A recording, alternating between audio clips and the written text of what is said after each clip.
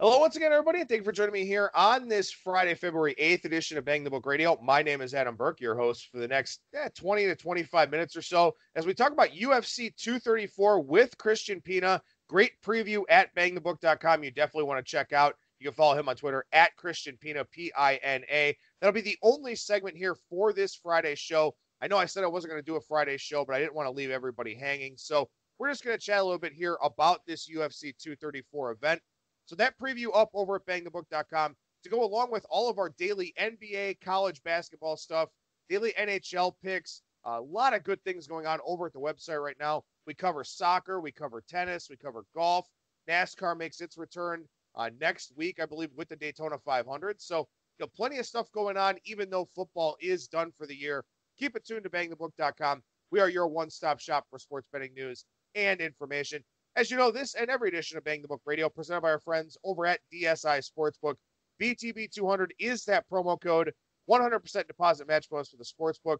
100% deposit match bonus for the live casino at BetDSI. It's only a game until you bet it. One guest, one segment here as we wrap up this week on Bang the Book Radio.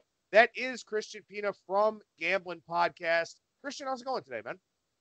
Good, man. It's raining out here in the desert once again, but it's kind of a nice little refresh after the Super Bowl weekend and everything that was kind of going on in Vegas. So a little bit of, starting off gambling winter here a little bit until March Madness, but luckily UFC has gone pretty much all out here. So we have basically an event for, I believe it's like 8 out of the next 9 weeks. So tons of great fight opportunities and all the free cards upcoming. This one, of course, being on pay-per-view. So it's a great time to be a fan of mixed martial arts. Well, before we jump into UFC 234, how did the Super Bowl go for you, man?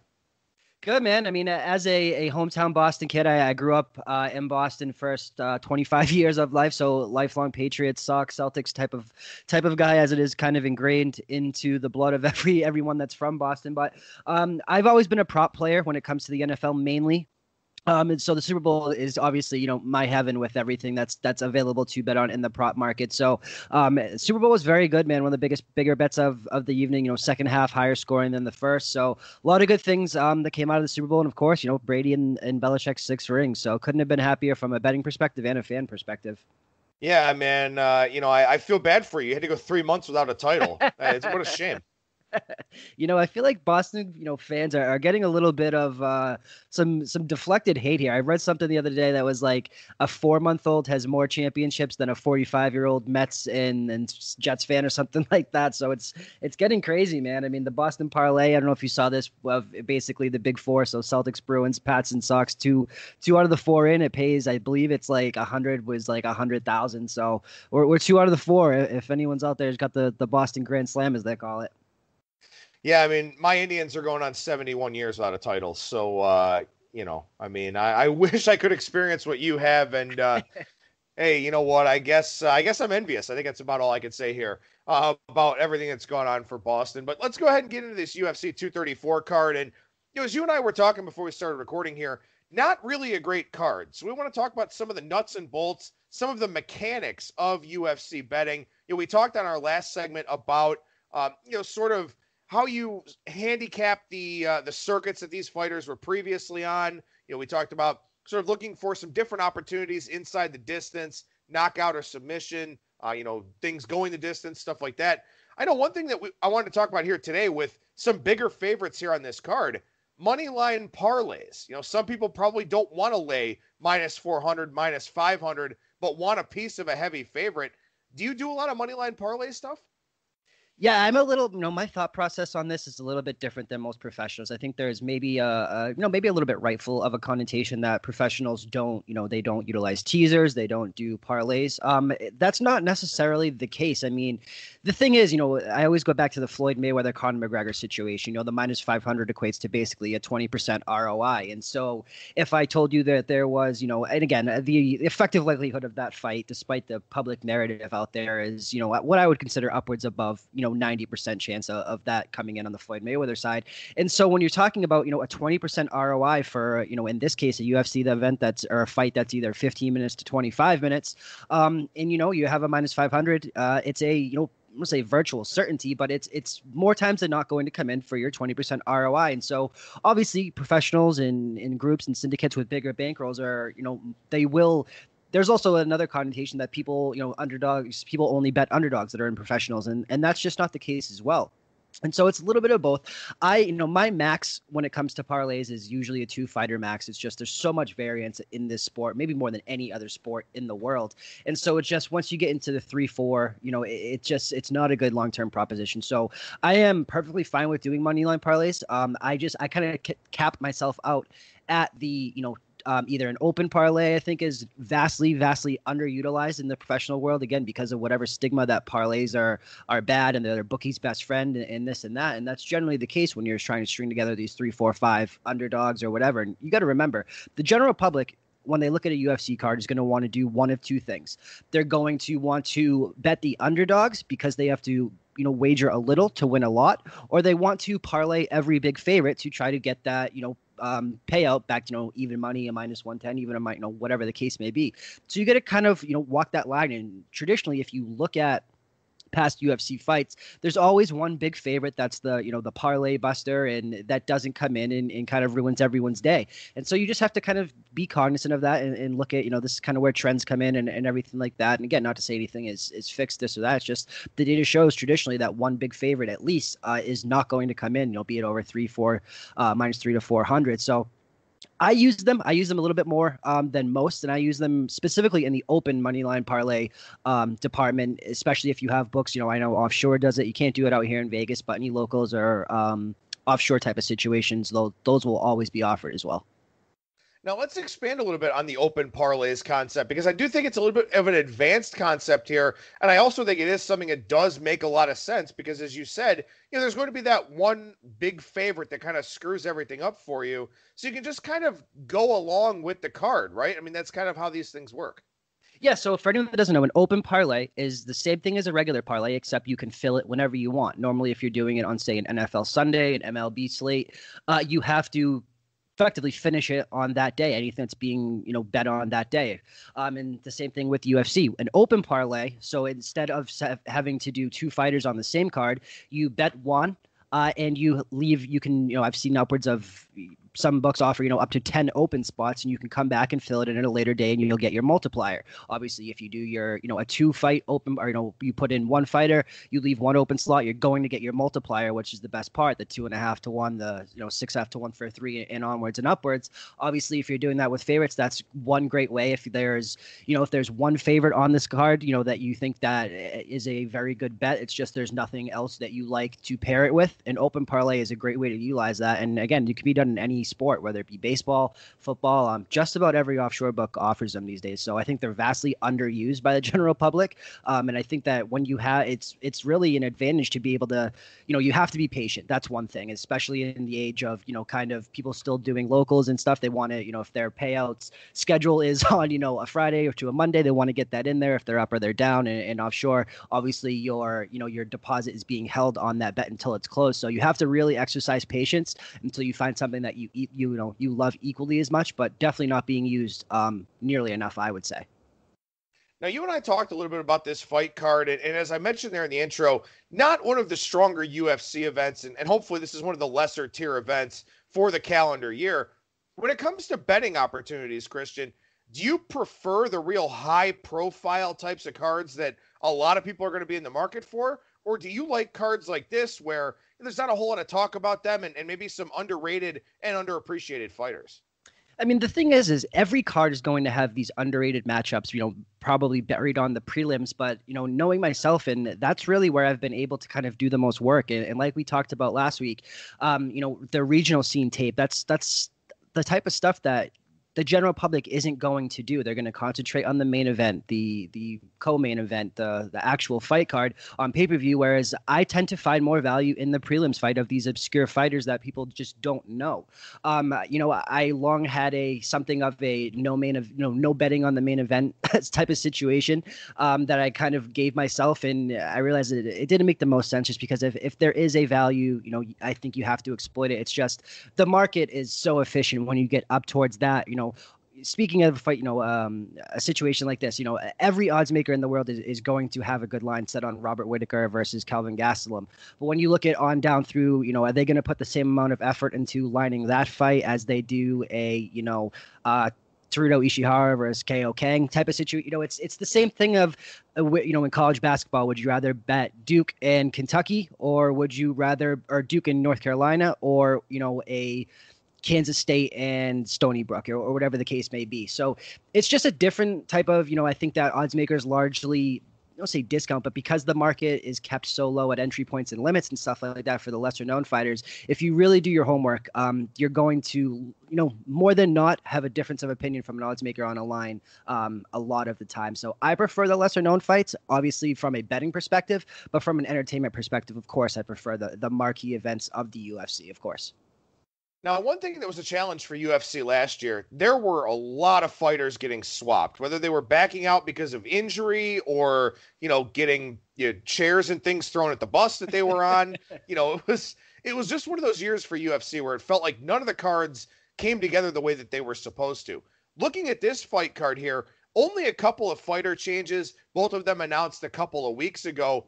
What do you do in those situations where, guys preparing for one fighter, then all of a sudden gets somebody else? I mean, do you feel like you can find some good betting opportunities there, or do these fighters in their camps have enough time to pivot usually? It's like what we talked about in the, and I believe I wrote this up in the first preview that I did. It's it's a definite possibility to have that big moment letdown. There was a trend, I believe it was like 3 or 4 in the later part of 2018. Short notice fighters coming in and winning. We saw this again with Alex Hernandez getting his start, as a over +3-1 dog against Beneil Dariush. You see this time and time again. It's human motion to be kind of, let down. And I don't want to say not take your opponent seriously. It's just, people don't realize that fighters' training camps are centered around the style of opponent that they have. And so when you have to change that drastically versus a young, scrappy, up-and-coming, hungry fighter, it's just a motivational factor, and it cannot be overlooked. When you touched on, all the fighters kind of, being pulled out and everything, it's crazy what we saw. There was a run, I believe it was 9 in a row and like 10 of 11, the later part of 2018, of the fighter, whoever missed weight, they were winning these fights because they were not depleting their body. They weren't cutting weight. They were just saying, I'm going to take the 20% forfeiture of the pay, and I'm going to win. And it's a topic of conversation and controversial one at that among kind of the MMA purists of, what can we do to kind of stop this? Because it was on such a run. You almost had to automatically bet it if the fighter was, so obviously bigger, and just, they would take that 20% out, hopefully get their winning bonus to kind of even that out. And it was coming in like crazy. So it's just a different handicap. And when you look at fighters being pulled out and who that replacement is, you have to look at everything involved, whether it be, how both are looking on the scale and the weigh-ins and everything. Certainly such a important component of this type of situation. So there's so many different things that go into it when you're talking about a fighter being pulled out, what is the level of the person that's being replaced or replacing them, and kind of where, are they coming off the couch on a short notice? Were they ready? Were they in a camp for someone else? And then last but certainly not least, how do they match up stylistically? So it's just another layer that you have to add to your handicapping when that type of thing happens. One more question I have in general here for UFC, and then we'll dig into UFC 234. One thing that UFC does do a very, very good job of is getting fighters to fight in their native countries. That's something that I've always appreciated about UFC, giving these guys a chance, especially some of the guys that are towards the twilight of their career, getting an opportunity to fight in front of their countrymen. How much does that factor into the handicap for you? I mean, sometimes that can be more of a distraction than a benefit, no? It's crazy. It really is, because, Brazil is probably the most notorious for this. The hometown, cooking, if you will, and judges being slanted towards the hometown guy if a fight reaches decision is very real. Canada has been notorious for this in the past. Brazil is the one that will stick out into any UFC or MMA handicapper's mind for sure. Has been kind of noticed to be the worst one. It's it's definitely not a distraction. I think it's if especially with a seasoned fighter, I think it's okay. Friends and family in that type of situation. When you break this down from different perspectives, how many times do we see an NFL player or an MLB player come to their hometown and hit a home run or have a great game or score a touchdown? I believe it was the Kareem Hunt game against Cleveland. He had 40 of his family family and friends there. I think he brought his whole high school there, and he absolutely went off. And so it's, from a fighter perspective, I don't put much stock in it, but I really, really do put a lot of stock in it from a, judging perspective. And you have to be very cognizant of whatever you kind of allocate that in your handicapping to, that it has to be a very clear, decision against a foreign fighter if they're fighting someone from their hometown in which the judges are from. And again, not to say that anything is crooked, although that is certainly, been debated and everything. It's just that everything, judges are human. And for every small move, no matter how, meaningless a punch being thrown by a hometown fighter is, the crowd is going to ooh and ah. And judges are going to hear that. And when you're caught up in that moment of trying to judge that fight, anything can sway you, right? And so if they're dead silent for one guy, but one guy has, what has appeared to be put on such a good show for the hometown fans, it's just, again, Brazil, Canada, some of the worst ones. Obviously, Australia has not really seen this yet. With Whittaker, they will. But it's just, you have to be very cognizant if a hometown fan is going, or a hometown fighter is going to decision, that those type of situations have certainly reared their ugly head before. All right, so as we get into this UFC 234 card, I do want to mention we are recording this on Wednesday evening, so there's a very good chance that some of these lines will move. Fortunately, Christian, very accessible on Twitter, again, at Christian Pina, P-I-N-A. So if you're wondering if a price is still worth it or something like that, just reach out to him. I'm sure that he'll be happy to answer that question, or, if not, well, go check out the preview over at BangTheBook.com, because that's a pretty good idea as well. Let's talk about this main event here. This is a title fight in the middleweight division. Kelvin Gastelum, the plus 185 dog against Robert Whittaker in the minus 230, minus 235 range. And again, I will reiterate this. We are recording on Wednesday night, so some of these prices may have moved, especially with the more public showcase weigh-ins and all that type of thing. So what do you think about Whittaker here defending his title at home? Yeah, and again, talked about the situation. First time for him, again, from New Zealand, makes his home now in Australia. And I mean, for Rob Whittaker, I mean, he was an absolute money train for a very long time. Obviously, the better part of 2 years. I mean, the guy must just be thrilled that he's not fighting Yoel Romero again after the wars that he's been through. But you look at a guy like Whittaker, for anyone that doesn't know, the middleweight division in the UFC is the most stacked of all time, and really probably, top to bottom is the strongest division, and top to bottom maybe the strongest they've ever had in any division. And Whittaker was always kind of my dark horse, to kind of take over this division the way that he has. Look, 20-4 record is so solid. 9 straight victories heading into this matchup, and again, 14 of 20 come either via knockout or submission. So he's an exciting finisher. Doesn't have the nickname Bobby Knuckles for nothing. And it's going to be great to see kind of how Australia responds to this. Gastelum on the other side can't be overlooked. I mean, Kelvin Gastelum is a guy that I largely had a hard time figuring out. Sometimes he looked great. Other times there was not a fighter who looked more like he didn't want to be in the octagon more than him. He made so many weird kind of fight IQ moments that just made you scratch your head. And all of a sudden he scores these wins over, Jacare Souza, Bisping, all of that. He's just a very hard guy to figure out. And for that reason, I would certainly lean with Whittaker here, laying the price. Again, could certainly kind of drop that into an open parlay like we talked about earlier. It is a little bit of a steep price, but as the hometown guy, it's certainly stylistically, Whittaker is certainly the more consistent fighter, much like I wrote about last week with a guy like Junior Albini. And again, not to compare the two between Gastelum and Albini. Gastelum's certainly the much more accomplished fighter. There's just certain fighters that I don't know, I have a hard time kind of trusting, and Gastelum certainly falls into that, just because sometimes you never know which type of guy you're going to see. Now, granted, that was at a little bit of a different weight class, obviously moving up and everything.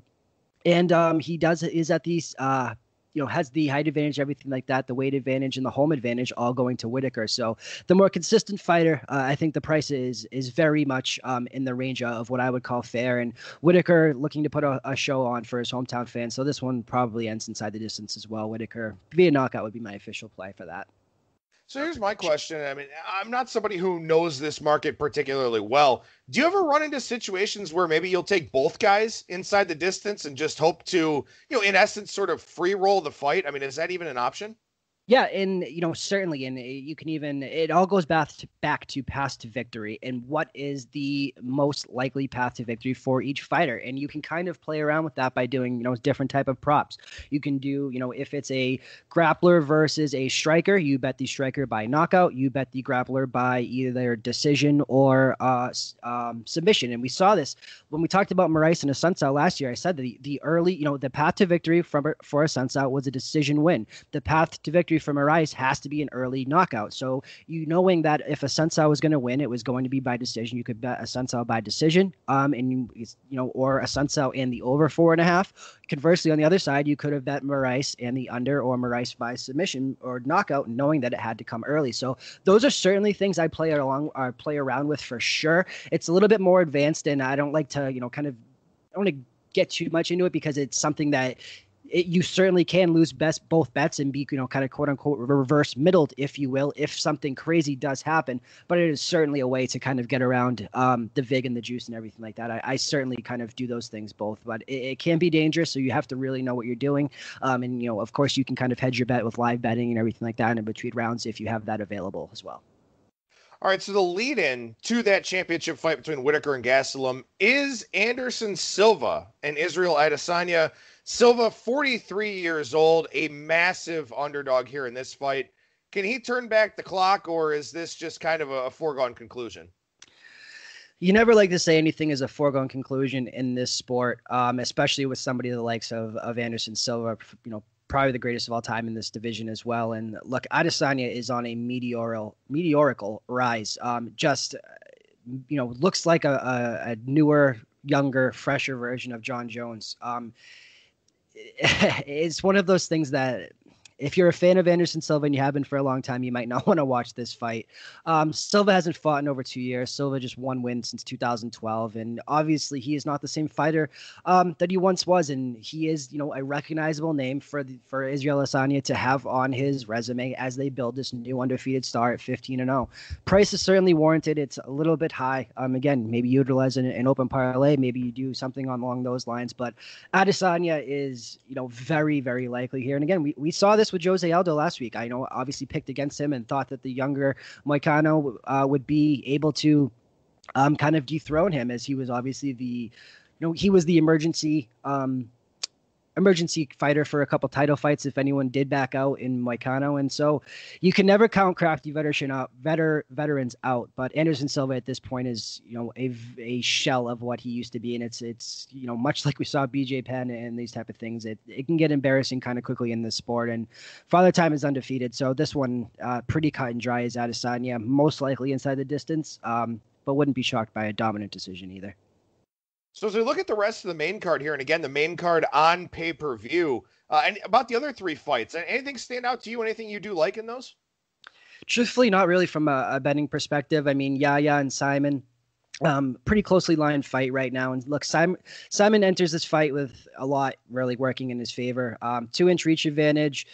And he's, been a guy that has 4 knockouts already. Brazilian-born Yaya, extremely difficult opponent, tons of experience, and he wants to get this to the ground and have his submission and jiu-jitsu game take over and try to make Simon tap. It's going to be, that one is really more of a striker versus grappler that we talked about, where you could kind of do a couple different props, whether it be Simon by knockout, Yaya by submission, that type of thing. On the other side, De La Rosa versus Nadia Kassem. Kassem is an up-and-coming undefeated prospect. Yet De La Rosa is a massive, massive favorite here, and De La Rosa has finished 7 of her 9 her career wins. So she's been one of these women's fighters who are very fun to watch, much like an Amanda Nunes type of situation. Kassem is a rising star in Australia, like I said, but this is her toughest test yet, and they didn't do her any favors by matching her up with De La Rosa. So this one, again, something that there should be a lot of fireworks on this card. And again, as we talk about Sam Alvey and Jim Crute, just because I think that a lot of people will know who Smilin Sam Alvey is here. And Crute is going to look to effectively has a perfect record in the UFC, and I think this one is going to be another back and forth war, and people know who Alvey is, can take punishment and keep on going. Alvey of his own, who has 19 career wins under his belt, and Crute gets a little bit of a slight edge in the betting line. Favorite in front of his family and friends, and again, this is something where I think that the betting lines obviously, tend to swing based on who they're in front of in their hometown. I think this one has kind of swung a little bit too much here. And so I think that Alvey probably gets it done against the up-and-coming undefeated prospect, a little bit of a nice underdog price as well. All right, so we move to the prelim card here, and we'll look at the 4 fights that are on ESPN. Again, obviously, for anyone that's either new to UFC or has missed our previous 2 segments, UFC now on ESPN, no longer on the Fox family of networks. So what about these 4 fights? Anything you do like in this set of matchups? Truthfully, again, there's not a lot to like on here. I think a guy like Austin Arnett potentially makes some sense. When you look at a guy going up against a guy in Shane Young, Arnett has been something of a little bit of a crowd favorite, right? And people are tending to kind of get behind him a little bit. But when you look at the other side, Shane Young I just think this price is a little bit off in that effectively, it's a very evenly stylistic fight where both guys are going to want to stand with each other and go back and forth. Likely a decision. So if the 2.5 rounds prop, again, we're recording this one, isn't really out right now, I think this one likely ends up on the judges' scorecard. So we'll see where that one kind of goes. And when we bring this even down further, I just want to touch on this fight because I think it's a little bit funny. Lando Venata and Marcus Mariano, and people I'm sure know who Lando Venata is just because he had such effectively a rocket strapped on his back for a little while. Didn't really, hasn't really worked out for the guy. And because of this, he's buried down here. And I think a lot of people are maybe wondering kind of what happened to him. He went above and beyond his first UFC fight was a short notice debut, giving Tony Ferguson all he could handle. And I'm sure people know who Tony Ferguson is. Since then, he has just not been able to get anything going. I mean, 2 draws along the way, losing as big favorites. The UFC is digging the bottom of the barrel for, kind of to try to build Venata up because he is somebody much like a Uriah Hall. He has these spinning back fists, these spinning back kicks. And so they want to kind of, again, I always go back to if the UFC was WWE, Lando Venata would be a serious contender in this division. He just has not been able to figure this out. Has been notorious for seeing kind of a sports psychologist and trying to get out of his own head. Basically, has all the talent in the world, and they are just trying to find somebody that Venata can beat and they can showcase. And I think they've probably done it in this situation. But Venata is another guy, much like Gastelum, who you just cannot. You can't really feel comfortable betting him at all, but there has not been more of a tailor-made matchup for Venata than this one. All he has to do is to win this really with ease, is just wrestle for 3 rounds. And it's 50% of him either doing that or really just standing and brawling to a draw at this point with Venata. But I think it makes some sense, as scary as it is to utilize that open parlay option with a guy like Venata as well, because if there was, this would be kind of the last stand for me. If Venata can't win this one, very likely to be cut from the UFC. And a guy fighting for his job, no matter the current state, I think is a good proposition most of the time, especially like a guy who is as unaccomplished as Marcus Mariano as well in the prelims. Now, as you mentioned, there are really not a whole lot that you like on this card, at least from a pre-fight standpoint. So is this a card where you may look to dabble in some, in-fight wagering? It's a little bit difficult just because not everywhere, especially in Las Vegas, offers that, but offshores do, and that is certainly something when you talk about a Kasem versus De La Rosa, these an Arnett versus Young, where with fights that you particularly see going to a decision, just because a fighter loses round 1, that a lot of people instantly have that fighter winning in their minds, and that's not the case. And if you take a piece of the dog who comes out there and win rounds 1, and now you can come back for a middle opportunity, that's absolutely something. You just have to look stylistically and see kind of throw variance aside here and see which fights are most likely to make it to decision, and go from there. And because that way you can work yourself a great middle of having, effectively both fighters at plus money. So you have to have a little bit of an understanding of kind of what the fight path is most likely to be, fluke knockout, fluke submission aside, and then go from there. But those fights definitely make a lot of sense to do, and again, you should always probably start with taking the underdog just because it's a lot easier to bet, that price you can't return on once it's gone. So obviously, having that in your back pocket is always something. If you're going to be live betting a lot, is something that I would start with, and then you can come back on that favorite if the price dips. Well, again, as we mentioned here at the top of the segment, we did record this on Wednesday evening, so some of these lines may have changed a little bit. And also, I'm going to channel my inner Tony Romo and see into the future here and tell you that Christian Pina's preview for UFC 234 over at BangTheBook.com is absolutely outstanding. definite must read to be sure. Christian, who's working a follow on Twitter at Christian Pina, Pina, and at Gambling Podcast. Appreciate the time as always, man. Thank you so much for joining me, and we'll talk to you again before the next event. All right, man. Talk soon. Good luck this weekend. There you go. There's Christian Pina again from Gambling Podcast and at Christian Pina, Pina, on Twitter. No show on Monday. We'll be back on the air on Tuesday with Brian Blessing and also Ralph Michaels from WagerTalk.com. That'll do it for me. Thank you so much for listening, everybody, and I will talk to you again on Tuesday.